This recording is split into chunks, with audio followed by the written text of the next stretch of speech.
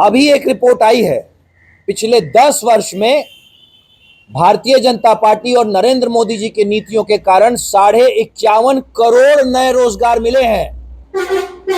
हाँ, सही बात है, नरेंद्र मोदी जी ने गलत कहा कि हम हर साल 2 करोड़ रोजगार देंगे, क्योंकि हम हर साल 5 करोड़ 14 लाख नए रोजगार दे रहे हैं।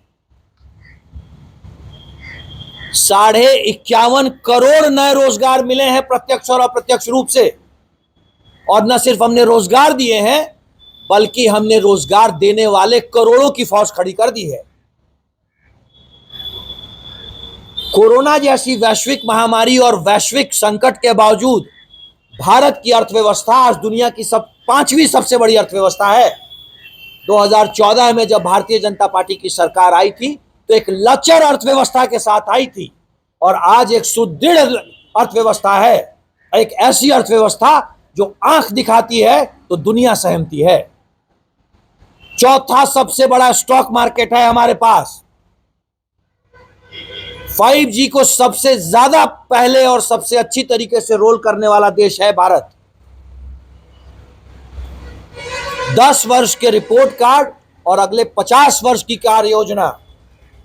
2047 में भारत विश्व गुरु और विश्व मित्र की तरह कैसे खड़ा होगा, इस बात की कार्य योजना के साथ खड़े हैं हम यहाँ। योजना एक दिन की नहीं बनाई जाती है। आज के दिन में भारत दुनिया में विश्व मित्र की तरह खड़ा है। दुनिया के किसी देश को जब जरूरत पड़ती है तो वो एक अच्छे मित्र की तरह भारत की तरफ आंख उठा के देखता है, चाहे वो यूक्रेन रूस का युद्ध हो या यूरोप में किसी तरीके का संकट हो। ये 10 वर्ष में भारत एक ऐसी स्थिति में पहुंच गया है जब पूरी दुनिया भारत की तरफ देख रही है। जिता के दे, रिकॉर्ड वोटों से सांसद जिता के दे, और मुझे उम्मीद है कि भारतीय जनता पार्टी का केंद्रीय नेतृत्व बेतिया को मंत्री बना के भेजेगा। 19 तारीख को बेतिया की महान जनता से मेरा निवेदन है कि आप इस देश के गृह मंत्री को आए और सुने और जाने कि आज भारत में किस तरीके से आंतरिक और बाह्य दोनों मजबूती पाली है।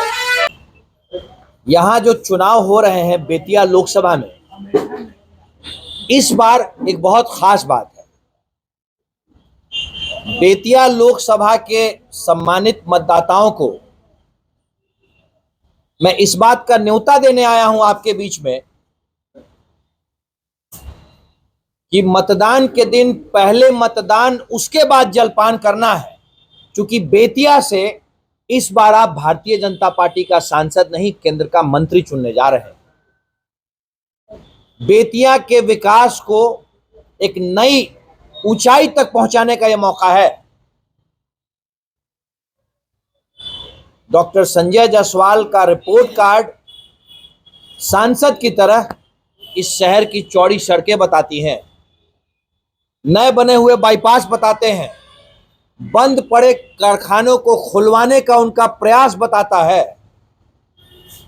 और एक सांसद रहते हुए डॉक्टर साहब ने जितनी सेवा की है, उससे बहुत ज्यादा सेवा करने में डॉक्टर साहब सक्षम होंगे जब वो 2024 में भारत सरकार के मंत्री की तरह आपके बीच में वापस आएंगे। बेतिया की जनता, मुझे पूरा यकीन है, मैं घूम रहा हूं, बेतिया की जनता ने मन बना लिया है कि माननीय नरेंद्र मोदी को 400 पार वाली ऊंचाई पे पहुंचाने में पहली और सबसे बड़ी जीत कोई होगी 4 जून को, तो वो बेतिया से नजर आएगी। 400 पार में सबसे पहला अगर जीत की तरफ बढ़ता पूरे भारत में कोई लोकसभा नजर आएगी तो पहले राउंड से ही बेतिया नजर आएगा।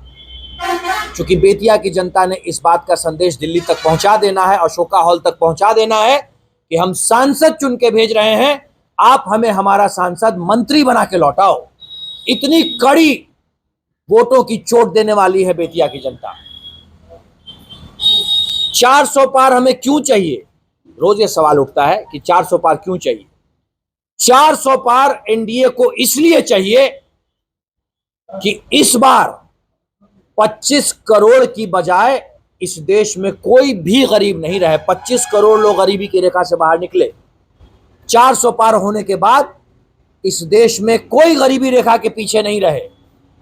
400 पार हमें इसलिए चाहिए कि आज जो 3 कॉलेज रोज खुल रहे हैं उनकी संख्या बढ़ के 6-7 कॉलेज रोज हो जाए। 400 पार हमें इसलिए चाहिए कि आज जितने मेडिकल कॉलेज और अस्पताल हैं उनकी संख्या दुगनी तुगनी हो जाए। 400 पार हमें इसलिए चाहिए कि आज पिछले 10 वर्षों में मुद्रा लोन और बाकी की योजनाओं के कारण जो 51 करोड़ रोजगार सृजित हुए हैं वो रोजगार दुगने तिगने हो जाएं। 400 पार हमें इसलिए चाहिए कि 5वीं सबसे बड़ी अर्थव्यवस्था तीसरी और दूसरी और पहली सबसे बड़ी अर्थव्यवस्था हो जाए। और 400 पार हमें इसलिए चाहिए कि पाक ऑक्यूपाइड कश्मीर का नाम मिट जाए और कश्मीर एक हो जाए। माननीय नरेंद्र मोदी जी के रहते हुए संविधान सुरक्षित है, क्योंकि इस देश में जो लोग नरेंद्र मोदी को हटाना चाहते हैं वो वही लोग हैं जो धर्म के नाम पे इस देश को बांटना चाहते हैं। मुसलमानों का नाम लेकर के विपक्ष बार बार कहता है कि हम अलग आरक्षण देंगे। जब इस देश का संविधान धर्म के नाम पे आरक्षण देने की आपको अनुमति नहीं देता है तो फिर आप ऐसा कैसे करेंगे? इसका मतलब आप संविधान को बदलने की बात कर रहे हैं। इस देश में लोकतंत्र है और लोकतंत्र का पहला मूल मंत्र है, बाबा साहब के संविधान ने पहला मूल मंत्र दिया था लोकतंत्र का कि राजा का बेटा राजा नहीं बनेगा। पर लालू प्रसाद यादव और उनके जैसे लोग, कांग्रेस पार्टी के लोग, राजा के बेटा राजा के बेटी को ही फिर से राजा बनाना चाहते हैं। लालू के बाद राबड़ी, राबड़ी के बाद तेज प्रताप, तेज प्रताप के बाद तेजस्वी, तेजस्वी के बाद मीसा और फिर पता नहीं क्या क्या। वैसे ही कांग्रेस में गांधी के बाद गांधी के बाद गांधी के बाद गांधी। इस देश में विपक्ष लोकतंत्र को खत्म करना चाहता है, इसलिए नरेंद्र मोदी से उन्हें नफरत